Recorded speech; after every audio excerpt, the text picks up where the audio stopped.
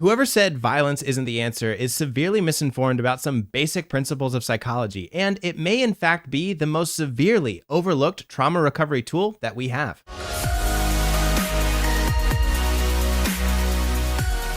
Before we jump into the meat and potatoes of this mental health psychology medley, let me just put a disclaimer out there that we're going to be talking about some pretty triggering topics. I'm not going to get into specifics, at least I don't think so, because you know me, I'm not scripted. But we're going to be talking about some general principles around trauma, and especially violent trauma, and how it affects your brain and how some of the ways that it affects you prevent you from recovering in a healthy way. And to me, as somebody who's been in the field for over 10 years and who specializes in complex trauma recovery, I am aghast at the way that many therapists and many counselors do not understand some of these basic principles and some of these things that can really help people overcome. So before we move on too far, like and subscribe to the video, and please share this with your therapist, share this with somebody who needs to know and maybe struggles with trauma or their mental health, because there's some great principles here on this channel that I just hope that can be prepared and shared for free so people can get better. That's all I want. So trigger warning out of the way in the beginning, but the first thing we got to talk about is the way that violent trauma affects your brain and the way that your violence may actually be the antidote to that trauma. And I'll explain by the end. First, when we experience violent trauma, what happens is a part of our identity becomes ripped away. And what I mean by that, and that's a very core principle of the business that I've co-founded with my good friend, Zach Dodson, Trauma-Focused Hypnotherapy. You can check it out, traumafocusedhypnotherapy.com, the whole thing. But the principle that we base our trauma recovery system on is that when we experience a trauma, we know that that's the case because a part of our identity becomes ripped away. How does that make sense? Like, what does that actually mean, Jesse? Well, as we go through our day, we often have the assumption that our body belongs to us, our life belongs to us, and that we have independent and full control over where we go until somebody comes and takes that away.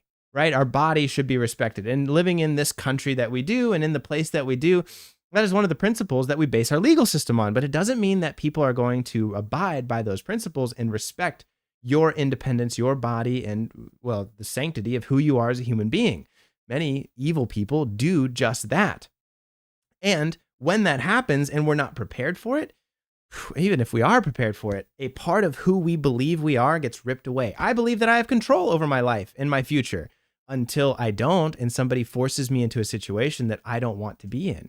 Right? I often give the example, I reasonably walk to my car every day at the end of work, thinking I'm going to get in my car, go home, drive home safely, and see my family. But there's so many things that could happen in that span of time that I may not be prepared for and not actively thinking about. In fact, it's a wonderful luxury that I don't have to think about it. I have systems in place, seat belts, airbags to protect me from a car crash that could end my life on the way home to see my family. I have systems in place and police officers and different first world privileges that I have to keep me safe from somebody who may be lurking outside of my car waiting to do me harm.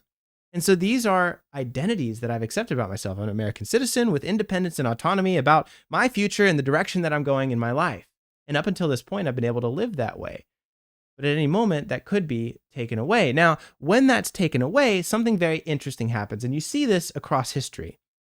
I don't mean to be crass, but many times in conquering nations, like when a conquering nation would come in and just decimate, right, and conquer a neighboring town or a neighboring land, many of those conquering warriors, those conquering soldiers would actually have sexual assault with those people that they conquered, because it does something interesting to the brain.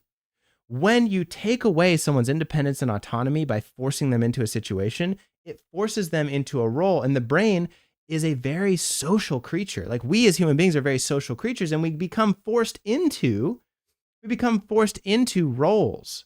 And so if I have just been conquered and then this person does something with my body non-consensually, my brain is trying to reorient itself. Okay, we clearly are not the character and the great hero in the story that we thought we are, because this thing happened to us.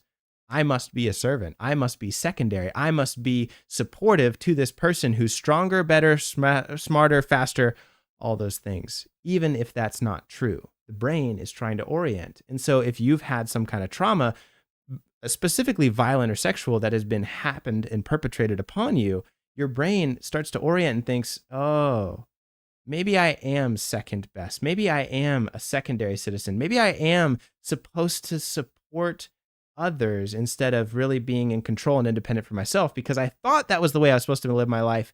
And that didn't work out in this situation. So the brain orients into roles. You see where I'm going here? Now, the problem is, as we orient into roles, not only do we have a sort of leadership role, a conquering sort of role, and a subservient sort of role, but we also have a good and bad sort of role. So we're talking about kind of up, down, and left and right, good and evil, conquering and subservient. As much as there is that, there is also that person did something terrible, evil, and I never want to be anything like them. And this is where it starts to get very interesting. Because when we start to identify certain actions and behaviors with evil, we kind of take those parts of ourselves, cut them off, and stuff them into what psychoanalysis would call the shadow. Now, the shadow are parts of ourselves that we are ashamed, embarrassed, or feel guilty about, and that we don't want to accept about who we are. Everybody has the ability to be violent and aggressive. Literally everybody does. I don't care who you are and what squishmallow, fun-loving, TikTok scrolling sort of blob you are. Everybody can be violent. Happiest bubblegum, rainbow, unicorn, loafer shoe tie-in person you are. Everyone can be that. But the more that we divorce ourselves from those ideas and from those parts of our identity, one, you see this very interestingly in your dreams. Dreams tend to become more violent the more that we divorce ourselves from our actual internal violence. But we also lose that part of ourselves when we start to identify that with a bad human being, right? The only type of person who does violent things are evil people, like the evil person that did that to me. See, now we're starting to slice and cut off parts of ourselves and put them into the shadow that really are yours and follow through could actually help heal. Because when we start to cut that part off, right, even in a conquering and subservient sort of situation, the person who is kind of feeling second class still has conquering tendencies inside of them. They still want to conquer the world and they still want to conquer the person that conquered them. But because that didn't work out for them, they're like, well, maybe that's not a part of who I am. They start to doubt their character. And the more that they doubt their character, the less likely they are to rebel and become their own leaders again because they accept the leadership and the conquering and the manipulation of that person in charge. You see this in toxic relationships as well. Gosh, I mean, it's a basic human principle. But on the good and evil side, the more that we cut this off, the less that we have access to those tools inside of us. Now, huge disclaimer here. I'm not suggesting that anybody go out and do anything violent, but there's a mindset that I'm talking about here. The more that you feel violent and evil and, well, not evil, but aggressive things belong to evil people, the less likely you are to be an aggressive, assertive, confident person. And that's where your psychology begins to change. You lose a part of yourself, and that identity becomes very much torn asunder and ripped away from who you are. Now, how do you get this back? A lot of times when I'm working with clients who want to recover from trauma and want to heal from these kind of things, I talk about active imagination. And this is where intrusive thoughts can make people feel guilty too. It is very normal to have violent and aggressive intrusive thoughts about things that you would want to do to that person who committed this act against you. But then, because I feel that violent and aggressive people are evil, if I have violent and aggressive thoughts, I must also be evil too. So now I feel guilty and ashamed of my own thoughts. Remember the motto of Lyon Mental Health. Your mind is not against you. It's just misunderstood. Those violent and evil thoughts are your mind trying to recover from the trauma.